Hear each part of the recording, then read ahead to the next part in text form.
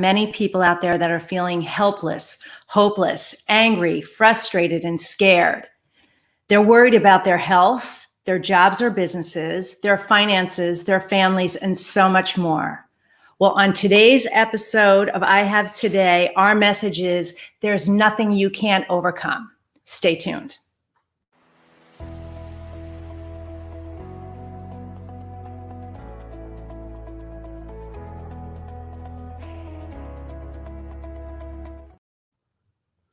Hey there, it's Diane Forster, and welcome to I Have Today, the show that inspires, educates, and empowers you through life's transitions. And each week on this show, we talk about relevant topics to your life so that you can live with more passion, more purpose, more empowered, more aligned. And I am super excited about today's show because we've got an amazing guest that's in the studio. Steve Cederquist is here, reality TV star, actor. He's a designer. He's got an amazing story and a brand new book that's out called Get Out Alive: Surviving and Thriving After Drugs, Guns, Gangs, Dysfunction, and Crazy. So we're going to talk about that and so much more.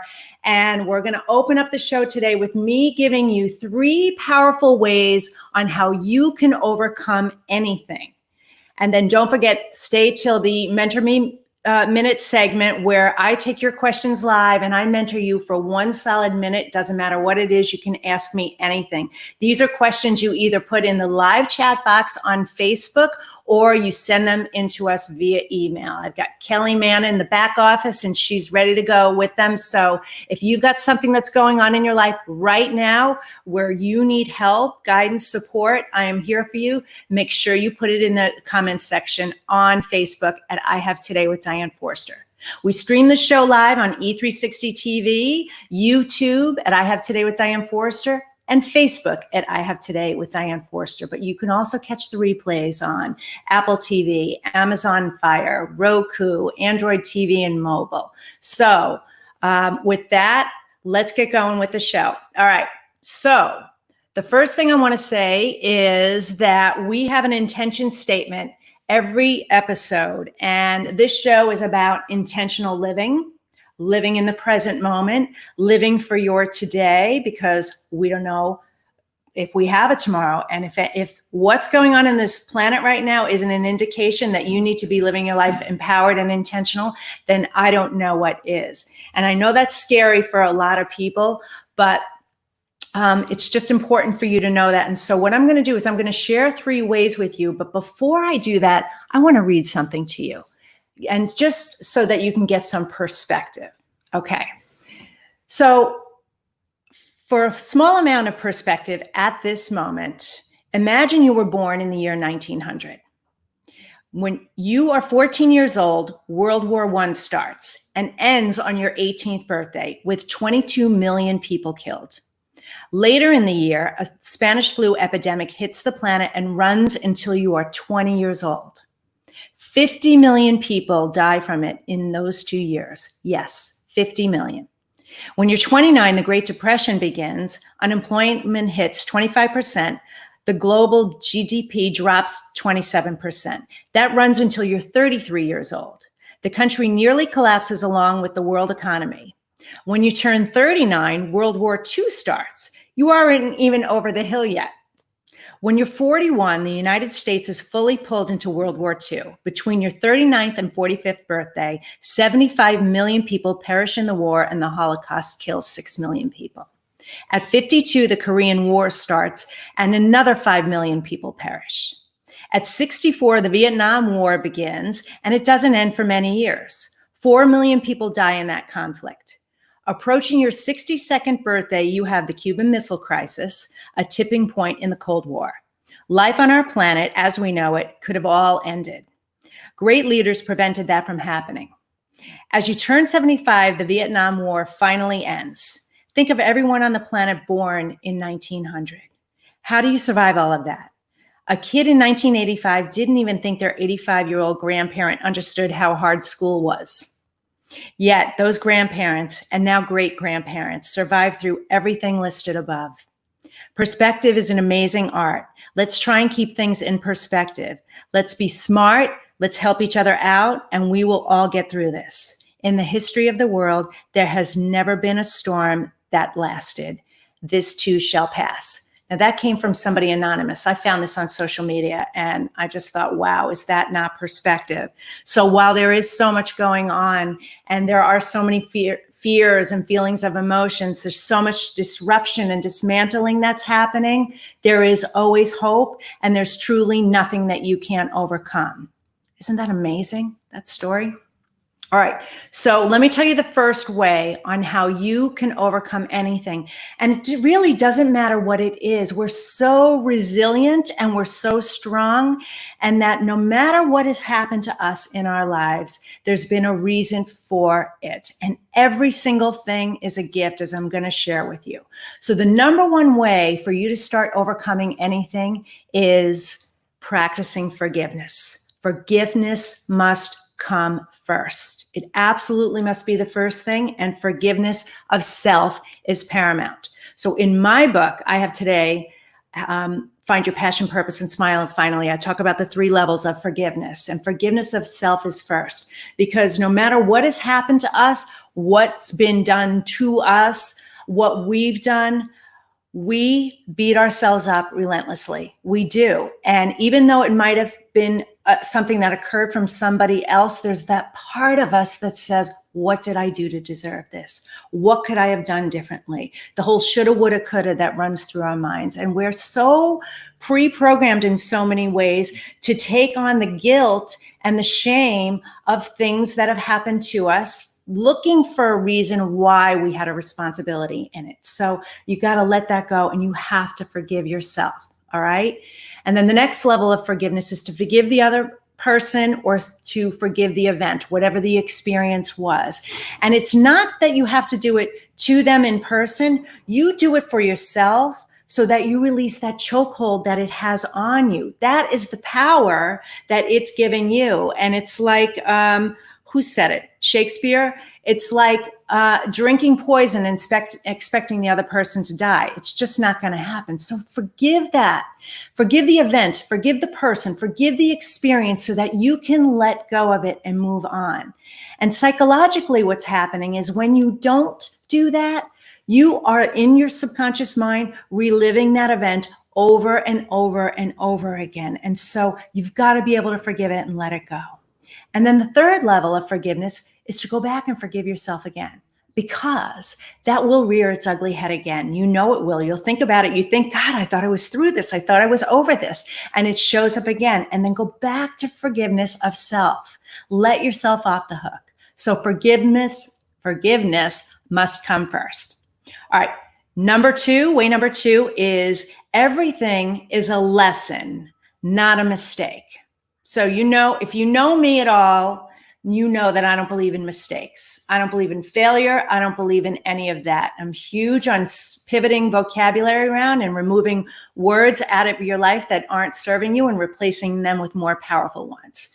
What if you considered that everything in your life is a lesson along the way? It's just a lesson that you're learning. There's so much value in that. There's something for you to get out of that. And that when you, like Maya Angelou used to say, when you know better, you do better. You were doing the best you can from where you were in that moment. And by the way, so is everybody else. Even if it doesn't appear that way, we are all truly doing the best we can from where we are. So understand that everything is a lesson for you and it's not a mistake. And again, when you know better, you do better. All right. And then the third way is to find the gratitude for the clarity. Because as Abraham Hicks says, when you know what you don't want, then you can figure out what it is you do want. And there's so much value in getting clarity in your life. And the only way we learn true lessons like this is to fall down and get back up. Fall down and get back up. Fall down and get back up. Understand the way somebody's treating us that we don't like so that we can get clarity around we wanting to be in a relationship with someone we do want, whether that's a romantic partnership or a business relationship or friendships, any relationship in life. Understanding that there's so much value in the clarity. So be grateful for the lessons you made along the way, and use the forgiveness to let yourself go so that you can release the pain from the past and be future forward facing. All right. So those are our lessons for today. Remember, number one, forgiveness must come first. Everything is a lesson along the way, and find the gratitude for the clarity that you experienced in it. All right. And our intention statement this week is, I have today to fix what's broken in my life. I have today to fix what's broken in my life. And every single week on this show, we create wallpapers for you for your Instagram page. And, you can use it on your phone to anchor in that week's intention statement. My team does an amazing job. If you go to my Instagram page, it's Diane Forster Official. And right there's a button that says wallpapers. So scroll through those and pick the ones that serve you, and then screenshot it and use it so that you can read it every day. This was last week's, right? I think this was last week's. I have today to boldly affirm my dreams into reality. So this week's is, I have today to fix what's broken in my life, because you are the one with the power. You are the only one that can make the change. You can't expect somebody else's behavior to change. You've got to change your own behavior. All right?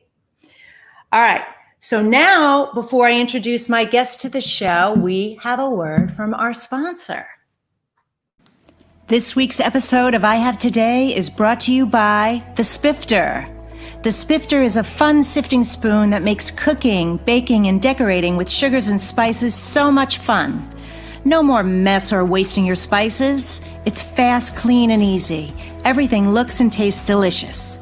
It's also great for straining loose tea, getting pesky broken cork out of your wine glass, and draining liquid off food like olives and capers. Whether you're a novice cook or a gourmet chef, you'll love the results. The Spifter, the kitchen gadget that no kitchen should be without. Hey there. As the inventor of the Spifter, I am proud of that product. It's available at Amazon, and it does so many amazing things. So you can pick up your Spifter there. We'll have a link for it in the description area as well. And so now it's time to introduce my guest, Steve Cederquist. Hey, Steve, how are you? I'm doing well. How are you doing? I'm doing great. I'm so happy to have you here. Thank you. I'm so excited to learn more about your book and you and the business and everything that you're doing and your mission in life and just all this good stuff. When I found out about you, I was like, oh my God, he's so great. I got to have him on the show. Well, thank you. I can't wait to have I'm this honored. conversation. Thank you. Appreciate it. All right. So before I get into my interview with Steve, let me read a little bit about him, okay? Steve Cederquist was born and raised in Southern California. The Arcadia native spent his teen years working weekends and holidays with his dad in the custom cabinetry business before being indoctrinated full-time into the family business after college. Since then, the sought-after contractor who first rose to stardom working on many celebrity homes in the late 80s to current, and now on the hit HGTV show Flip or Flop for 3 seasons and 12 episodes, has become a savvy businessman who built his flourishing company from the ground up. His approach to remodeling is equally straightforward and refreshing. Rather than walk into a home with his own agenda, Steve prefers to connect with his clients on a personal level. Since launching his business, Steve Cederquist Designs, Steve has remodeled over 500 homes in Orange County and the surrounding area. He personally handpicks every project, whether it's a multi-million-dollar mansion, a multifamily home, or a rundown home in desperate need of some TLC. Despite being at the top of his game on the hit TV show under his belt in pilots and works and most demand construction companies in the country, Steve remains one of the hardest working men in his business. Despite overseeing an entire construction crew, he's the first and last person to leave the office every day, and he also manages to see the potential in every home, regardless of how hopeless it might appear until his arrival. When he isn't creating amazing spaces for others, Steve can usually be found at the gym or relaxing at home with his friends and rescue dog Roxy, or in Nevada with his 2 grandchildren, working on his flip properties in that area. And then also, wait, I want to find something else here on your book. All right. In June 2020, Steve launched his new book, Get Out Alive, Surviving and Thriving After Drugs, Guns, Gangs, Dysfunction, and Crazy. It details how he created a successful renovation and design company, becoming a regular on HGTV's show Flip or Flop, an award-nominated philanthropist. He wrote his inspirational and true life story to help others by sharing the details of his past, the point he knew his destructive behavior needed to change, and the steps he took to thrive in business and life. All right. Wow. You've got quite a bio. 2-pager. Yeah, I know. I was like, oh my God, that didn't even have the book on it. So apologies for that. So welcome to the show. All right. Okay. So where do we start? I want to get right into your story that led you to gangs and dysfunction and prison and all of that. What led to that? Wow, that's a really good question. Excuse me. Nobody sets out, I think, to be a drug person or be in a gang. Excuse me. And I think how it happened was I was always kind of a sports guy in school and doing things and never got involved in drugs. I met a girl in college, and I was hanging out with a lot of guys that were like firefighters or cops or whatever they were. And it was in the 80s. So cocaine was real popular. Yes. And I think I lived in LA in the 80s. So yeah, it was like in every corner. Yeah. Yeah. And so we were at a party and they had, stuff going on in the glass and they're like, oh, you should just try this. Yeah. And I'm like, no, I don't think so. I hadn't even done marijuana, smoked weed or anything. So the girl I was with, she's like, oh, you should try it, and I'm seeing these other guys doing it. I'm like, oh, I'll just do it. I'll try it. Okay, might as well be part of the crowd, right? Right. So I tried it and I was instantly hooked. Wow. It was, I grew up with an alcoholic parent. My mom was a full-blown alcoholic, and we grew up with these, what we see, or children emulate our environment. Yes, they do. So I, being that I grew up with, addictive personality, I developed addictive personalities. So yeah, that was crazy. And then, and it just kind of spiraled from there. Yeah. Cause I was functional for the first year or two. Yeah. But then after that, my dad had sent me to Hawaii to manage one of the larger projects we were doing. And then I, stopped showing up to work, and I was busy partying and, had just crazy. Yeah. Just spiraled down from there. My dad came out and actually fired me on the job. Wow. Yeah. Okay. So you got fired from the job. I did. And that wasn't enough for you to turn it around. No, it's his fault. Yeah. No. No, it was his fault. See, I never took accountability. Yeah. You know how we do it. We, when you're so involved in your addictions, I think what people do is they just, you until you get to that place in that mindset. Yeah. Where it's like, oh, wait, this is me. I own this, Yes. And so I did that for like 4 years. Okay. It's his fault. Didn't speak to him. Went on from job to job to job. Kept getting fired, and I was just figuring like, why am I getting fired? It's all their fault. They must hate me. And so I think it was doing that and do drugs, and then losing everything, and then moving into a motel with my children. Wow. It's I've got 2 kids and a pregnant wife, and we're living in a motel, and I'm still thinking it's everybody else's fault. Right. Yeah. Wow. Huge wake up call. Yeah, I definitely had my gardening Gethsemane, I call it. Yeah. So what turned it around for you? What was the thing that turned it around? If you can, pinpoint it.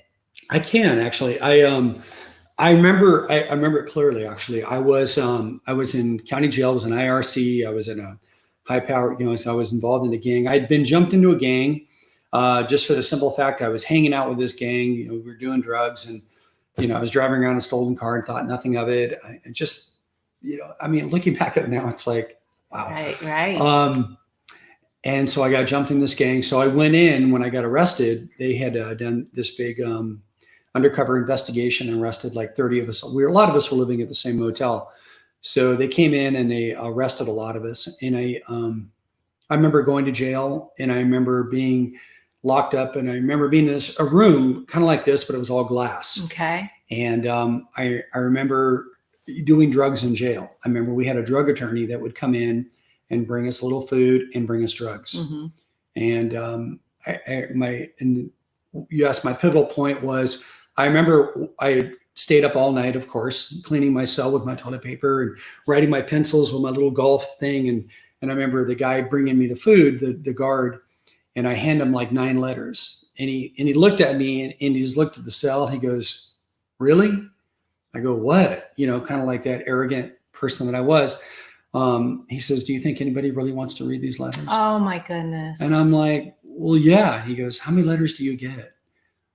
And I'm like, "You know what?" And so I just, a few words were exchanged and he moved on. But it was like a hammer upside my head. Like, dude, it was my first wake up call. Yeah. Within a week later, I was going to court. I'd been fighting my case for 3 months. I remember we were going to court and we had stopped. We went to Theo Lacey Jail in Orange County. And then there's Orangewood Children's Home where my kids were taken when I got arrested. Mm-hmm. And then next door was Juvenile Hall.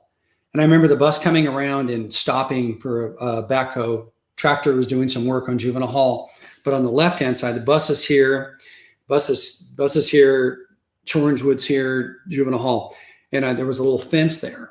And I look over and I see my youngest son and my daughter on a swing. And my son was just looking down and just looking so despair. Oh. And I, got to the window, he'd opened this far.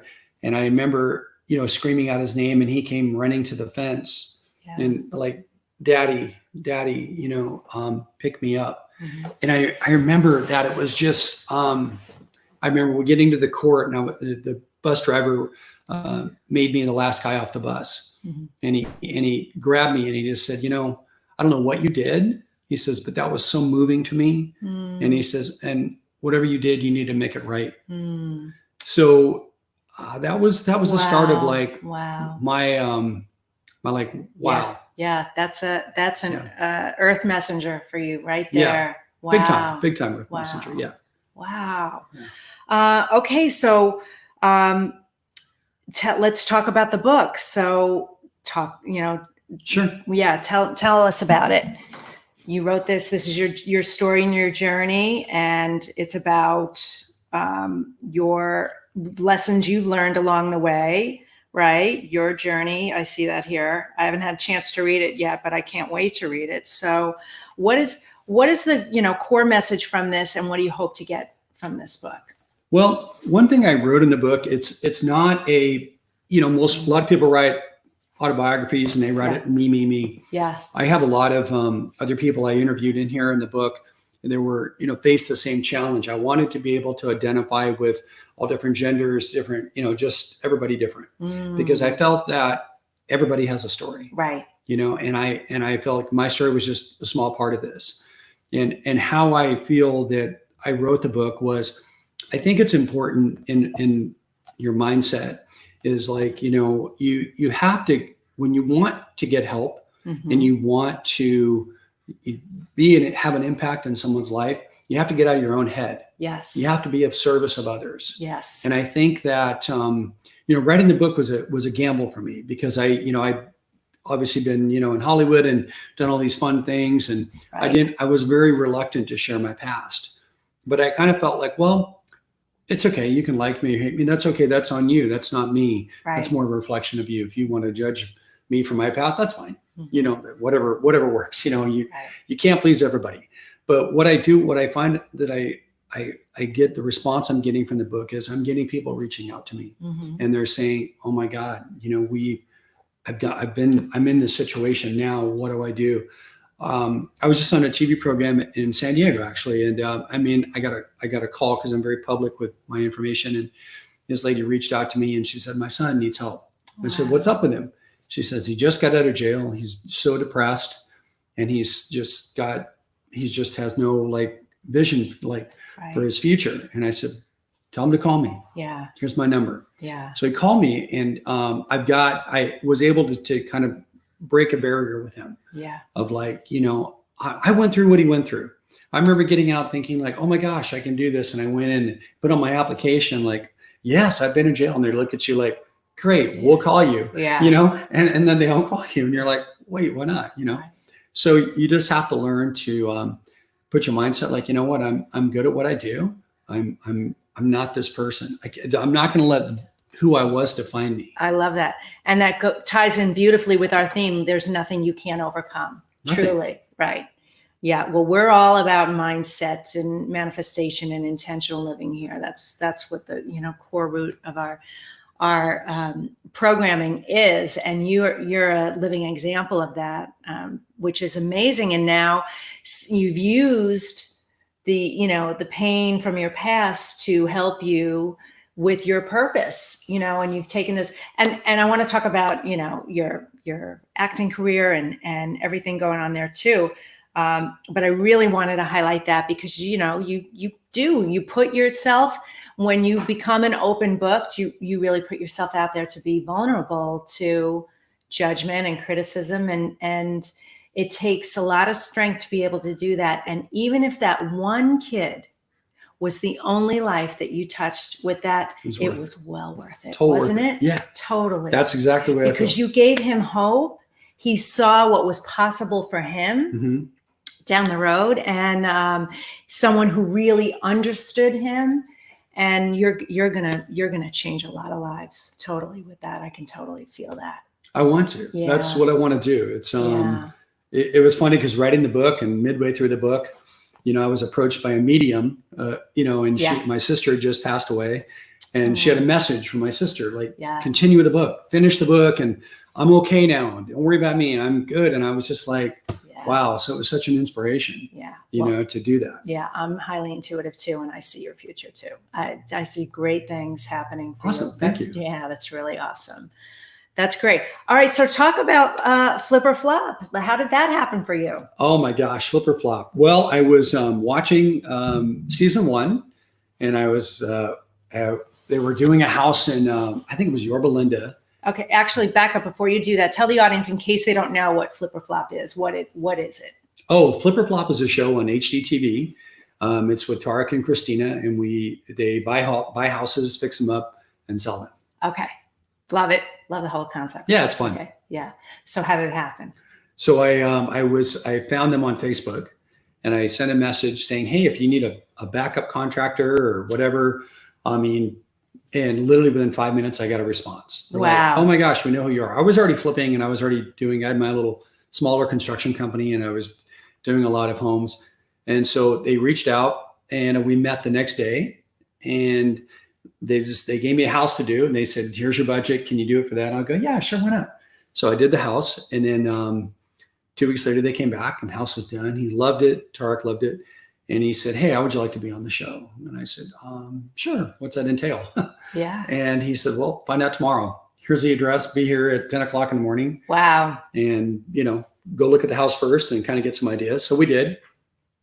And then we met, and I was on the show, and then I guess the public loved it, and because I got good reviews, and then they asked me to come back, and I did a bunch of episodes for him. And I did more than that, even the bios. I ended up doing a lot more. And then I did one this last season too for him, but I'm more of a designer role. So than the contractor role. Yes. Yes. Well, you're very humble, because just so you know, when we have our guests fill out their application, we ask them their preferred title, and he wrote janitor. I know. Said, oh, he's got a sense of humor. I can't wait to meet him. That's great. I love that. And see, another lesson there, all you did was ask. You picked up the phone and called and asked, and wham.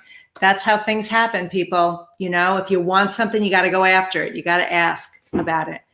That's great. All right. So what for you, obviously, I know the history, but it has really been the biggest challenge, and how did you overcome it? I know your dark moment, but in your, what I would call your reinvention, because that's what you did. You reinvented your life. You're certainly made changes from prison and drugs and all of that to where you are today. So I think being a dad, full-time dad, mom, and getting my kids back was the most important thing to me, period.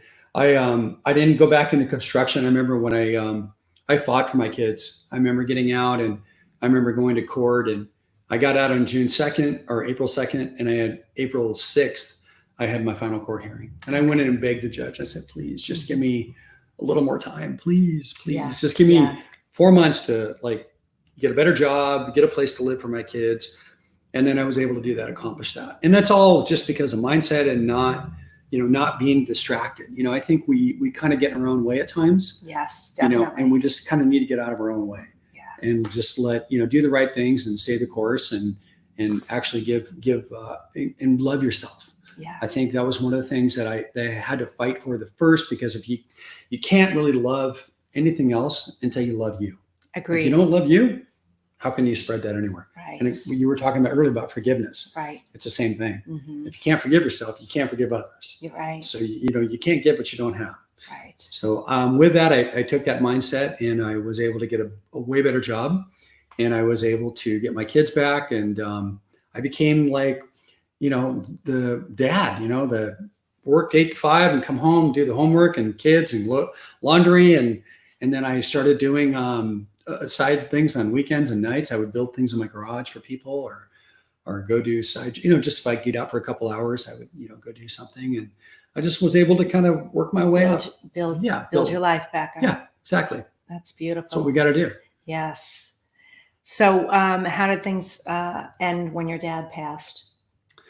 That was hard. Was it? My dad was my biggest supporter, and it was so funny. It was like that Cole Swindell. I was able to actually meet Cole Swindell, and he sang that song, and we actually had tears together back in the green room before his concert. I remember, and I'm like, dude, that song that you sang, You Should Be Here. Yeah. It's like, it tears me up now because because my dad didn't get to see all the success. I got some movie roles. I got on the show, and then it kind of blew up.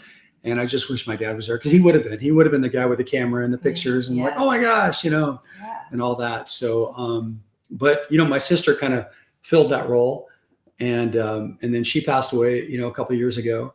And now my other sisters kind of filled that role. So we're a very tight family. It sounds like it. Yeah, we are very blessed that way. That's wonderful. And how old are your kids now? My daughter's 35. Okay. And she's got 2 of my granddaughters. She lives in Northern Nevada, has a great job. She's a great mom. And then I got 2 boys. I've got one son who owns a coffee business, a roasting business, and limited clothing. Mm-hmm. And then my other son works with me in construction and design. That's great. And he has 2 grandsons, my older son. So yeah. You're a very blessed man. I am. I feel it. I do. I wake up every day with 2 blessings, and they're right here. Yeah. I wake up and go, wow, thank you for another day. That's how I wake up every day too. I have today is the name of the company. And I open my eyes and I stand up and I starfish, my arms and legs wide, and I look up and I say, I have today to love my life. Something really good is going to happen to me today. I can feel it. Miracles big and small. I notice them all. Yes, yes, yes. Thank you. And I do mantra meditations, and they all start that way. Like, what a gift to wake up. And I've shared it. 153,000 people didn't open their eyes today. That's right. So when you do, that is such a blessing. Does not matter what's going on in your life. Everything, you can overcome anything, and it's a chance and an opportunity to start fresh and new. And it is. Joe Dispenza says it well. Yeah. and just, it's all you can create wherever you want to create it. It all starts here. Yes. Yep. Yeah. I love Joe too. Huge fan of his. Mine too. Okay. So let me ask you, what your intention statement is. If you could fill in the blank and look at the camera, because Kelly's going to use this, right? So if you could just kind of sit forward like this and look in the camera and say, I have today to, and then fill in the blank. I have today to be a better version of myself than I was yesterday. Beautifully said. Love it. That is so great. So, all right, Steve, do you have any final words of wisdom that you'd like to share? I would, to anybody listening, to feeling that, especially in today's times, we never know what's happening. I mean, we all, I would say first thing, turn off the news. Turn off the news. That's the first thing. Yeah. Let your intuition and let your spirit lead you and tell you, your gut won't lie to you. And I think if we trust in that and just trust in all good things and love yourself, like you said, you love yourself, forgive yourself, and just give yourself a break and understand that you're going to make mistakes. You're going to make them every day. I make them every day, and I'm going to make more tomorrow. Yeah. But at least I forgive myself. I laugh about it. And I love being around. I love being of service to people. And I love just being, just being here. I'm been given this gift. Like you said, you wake up and I'm here today. And I was able to take this amazing drive down here from Orange County. And I'm blessed. I take everything in. I love it. That's fantastic. Wow. I'm so happy for you. Again, we're going to have a link for Steve's book in the description area in the comments. And it is Get Out Alive, Surviving and Thriving After Drugs, Guns, Gangs, Dysfunction, and Crazy. I just love that title. I made it available. I ran a special on, if you have a Kindle version, it's just 99 cents. And if you need a book and you can't afford it, just email me or whatever. I'll give you one. It's not about the money to me. I could care less about the money. I want to help people. You want to get the message out there. Okay. So how can people find out more about you? Where can they locate you?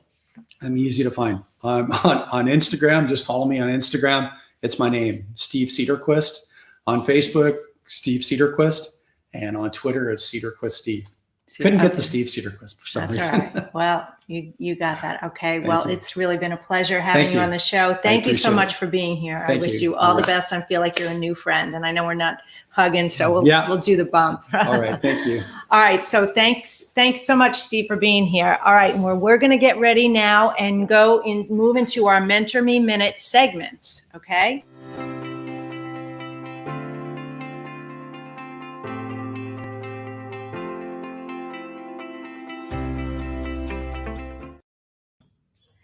All righty. Well, this is the Mentor Me Minute segment where I take your questions and I mentor you live right here on air. It doesn't matter what the question is, whatever challenge you're going through or problem or advice you might need, I'm here to help you. So let's go with our first question of the day.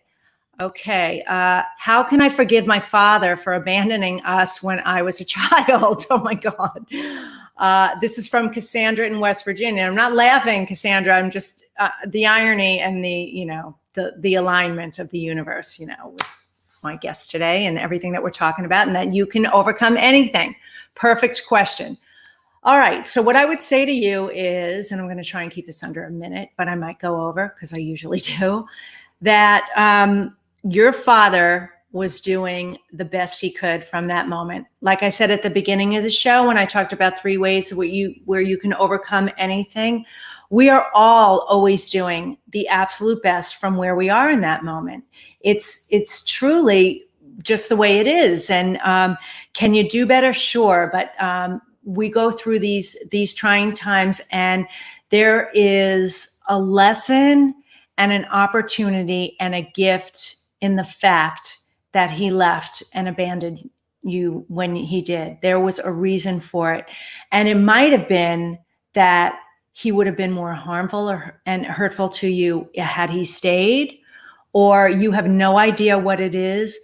So look for the blessing and the gift in it. There was something there. Perhaps it is that allowed you and your mom and your family, your siblings, I don't know how many you have, but I'm just picking up energy right now, that it allowed you the opportunity to all get closer and be supportive of each other. But forgive him for you. It has to do with you. Forgive him for yourself. All right. You didn't do anything wrong. There's nothing wrong with you. You don't have to beat yourself up in any way. Was there something I said or did that made him leave? It was none of those things. It was all about him. And if a man or a woman or a person could leave their family, that has way more to do with what's going on with him and where he's feeling out of alignment and sick and not well. He's feeling that there's something wrong with him. So bless him and forgive him and let him go, and know that you got clarity and lessons along the way so that you could be a better person because of it. All right. I hope that helped you. Okay, next, how are we doing on time? Okay, how can I get past the guilt and shame of cheating on my husband? This is from Nicole in Illinois. All right, well, it's a good thing we don't do last names on this show. We're very cognizant of that. Or cities. We respect your privacy, by the way. If you just gave us a name, and you can even do it anonymous or give us a fake name, we are always going to respect that.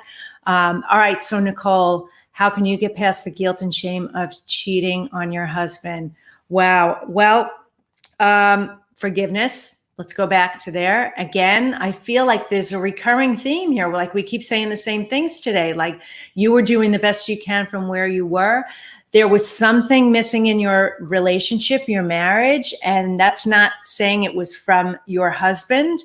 There was something missing in you. And so we align with whatever's going on in our life is a perfect match and alignment of where we are. So if something's not working in our lives or working out the way we want, or there's tension, frustration, it's like oil and water, disruption, any of those negative emotions, that has everything to do with what's going on with you. And you're beating yourself up over it because that's something that you did. And maybe your husband is giving you a hard time about it too. He's feeling hurt, neglected. I don't know if you're still together with him or not based on this question. So I'm just going to assume that you're not. That's what I'm feeling, like you're not. And if you are, he's probably continuing to, hold that over your head. You have got to let go of the guilt and the shame from it. And you've got to forgive yourself and know that was a moment. I don't know if it was 1 time, 10 times, 100 times, whatever. Those were moments of you showing up to be who you were in that moment and feeling the neediness, the need and desire from somebody else who was giving something that you didn't have in yourself. You didn't have that for yourself, okay? That is also not your husband's or your ex-husband's responsibility. That's your responsibility to find it within yourself and love yourself. As Steve, my guest, was just saying, it comes from unconditional love and acceptance. It comes from unconditional forgiveness of self. It comes from accepting who you are. Perfectly imperfect is what I call it. And I call it, you're a work of art and a work in progress. You are. We all are. We don't just get born and come into this world and be done. And I know I'm going way over a minute. I can't help it. We just don't. We are works in progress along the way. And like I said earlier, we are gaining clarity about who we are. We are learning lessons along the way. And the way we learn these lessons is by the way we fall down and get back up. And sometimes lessons or mistakes, if that's what you want to call it, sometimes it takes us to do them over and over again. Sometimes we don't learn that lesson right away at the beginning. Sometimes it takes multiple times to do it. So I would say, I'm going to leave you with this because I know I'm going way over and it's my show. I can do what I want. Is that maybe what you need to do is write yourself a letter and forgive yourself and title it, Dear Nicole, I forgive you. I let go of the guilt and shame, and I love you unconditionally, and fill out the rest of that and just flow and go. I always talk about, pen on paper is just such a powerful channeling tool. You'll get the messages that you need. You'll understand how supported you are by the universe, spirit, God, your angels and guides, whatever it is you believe in, that higher power will help you to know how worthy and deserving you are to forgive yourself and move past it. Again, these were moments. All right. So I hope that helped you. I truly do. Okay. All right.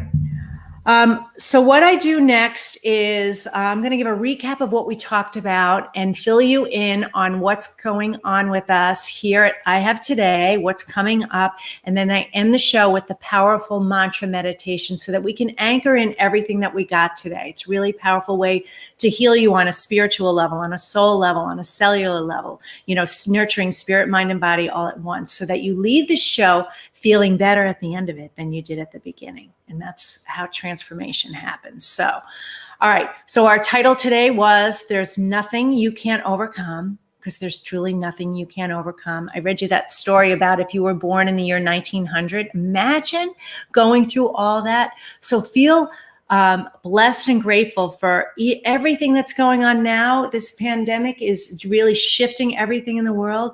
But if you woke up today and you're hearing this message, what a blessing and a gift that is. And look for the blessing and the gifts in everything in your life. Look for the gratitude and the things to be grateful for. The 3 ways were: forgiveness must come first. Everything is a lesson, not a mistake. And find the gratitude and the clarity in everything. And then I had Steve Cederquist on the show. He shared his book, his amazing story of his transformation, how he overcame things, how he lives in gratitude and appreciation for his life and loves himself and loves his life. And about his amazing book, Get Out Alive. So, and then the Mentor Me Minute, that's a segment that we do every week. In fact, I don't think we ran the ticker on that. So why don't we run the ticker on that? So if you want to get mentored by me live here on the show, all you need to do is send in your questions to dianeforster.com/mentor me minute. You can send it in ahead of time, and I will mentor you live here. And by the way, Nicole and Cassandra, if you'd like a copy of my book or an I Have Today mug, I don't have it handy with me, send me a direct message or a private message in Facebook. Make sure to include your shipping address, and we will get that out to you right away, okay? It'd be my honor and privilege to gift that to you, all right? And then we end the show with our Mentor Me Minute segment. I don't know if you can hear the noise in the background, but there's construction going on. And Kelly, remember this happened to us a couple of weeks ago. Oh my God. Oh, this is crazy, crazy, crazy. All right. So to do the mantra meditation, what I want you to do is just get comfortable. If you're driving, obviously you can't do this. You can't close your eyes, but you can get into that Zen moment and just listen to the words. And so what we're going to do is we're just going to relax. Put your feet flat on the floor, legs uncrossed. Put your hands on your lap. You can either face them down if you're feeling grounded, or you can turn them up if you want to receive more energy.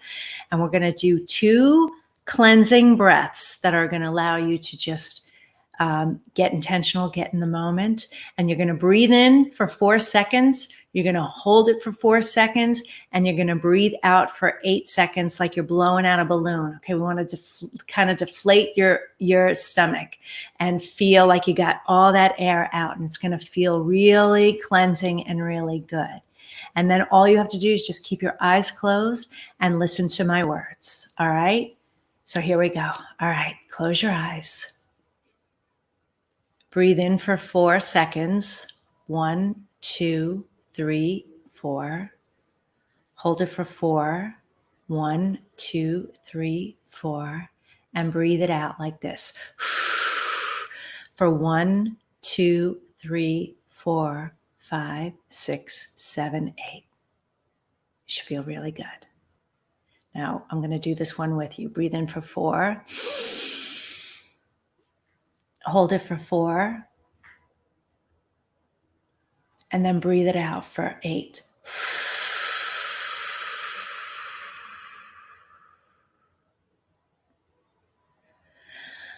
I have today to love my life. Something really good is going to happen to me today. I can feel it. Miracles big and small. I notice them all. Yes, yes, yes. Thank you. I have today to live in my strength and my power and unconditional love of self. I know that there is nothing that I can't overcome.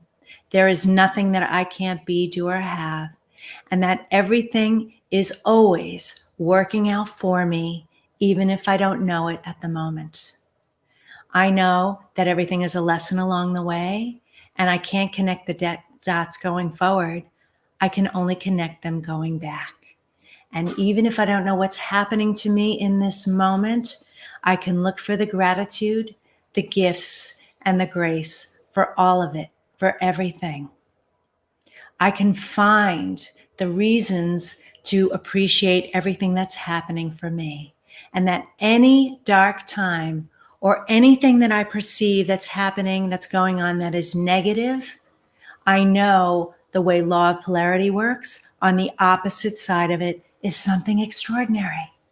And that what doesn't kill us makes us stronger. What is going on that's upsetting us is a chance to increase our resilience muscle and get stronger and better and wiser. And even if I don't learn the lesson the first time around and I have an opportunity to experience the lesson again, it's not there for me to beat myself up. I can practice forgiveness and go, all right, well, maybe I needed a little more time with this. I can let go of the pain from the past. I can let go of the guilt and shame of anything that I've ever done in my entire life, either to someone or anything that's ever happened to me that was by someone, that I can let it go and release it and know that I have today to be the absolute best version of myself. And even if I only do 1% better today, that in a year, that's an increase of 3,778%. And that's a worthwhile investment. So I have today to invest in me. And so it is. Thank you. Thank you. Thank you. All right, you can open your eyes. All right, I hope you're feeling as good as I feel, because that felt really good. Okay, I want to thank my guest, Steve Cederquist, for being here, and I want to thank all of you for being here. And before I go, I want to tell you about an exciting opportunity for you. I am hosting a live 3-day virtual event, August 28th through the 30th, and it is called the Have It All Life Virtual Live Experience. And I'm going to take you on a journey for 3 whole days from the comfort of your home with me here in the studio live, where I'm going to take you through the 8 key areas of your life, assess where you are now, and then where you want to go. And then I'm going to teach you the 8 principles on how to get everything you want. It works for everything, no matter what it is. Does not matter where you are in your life. This works with everyone. And anyone at any time, at any age, can start practicing this right away. And you will walk away with the 8-step blueprint on how to create your Have It All. So we're going to have a ticker here for you to register. It's at bit.ly/DF virtual event. Get in there right away, because early bird pricing is already over, and we need to get your tickets right away, or get you to purchase right away, because this event will sell out. Make sure you give me your shipping address when you fill out the application, because I have a surprise wow box that's coming to you before the event. All right. So register today at bit.ly/DF virtual events. All right. Well, that's it for this week's episode of I Have Today. I want to thank you all for being here. Stay tuned. Follow me on social media at Diane Forster Official. And again, the show is I Have Today with Diane Forster on YouTube, on Facebook Live, and at E360 TV. Send in your questions to me at the Mentor Me Minute. Send in your I Have Today intention statements at dianeforster.com/intention. And we're going to have all of this information for you in the description area. So don't worry if you missed anything and like you didn't get it down, you didn't get to write it down. We're going to have it all for you. So thanks so much. We'll see you next time. Take care. Bye-bye.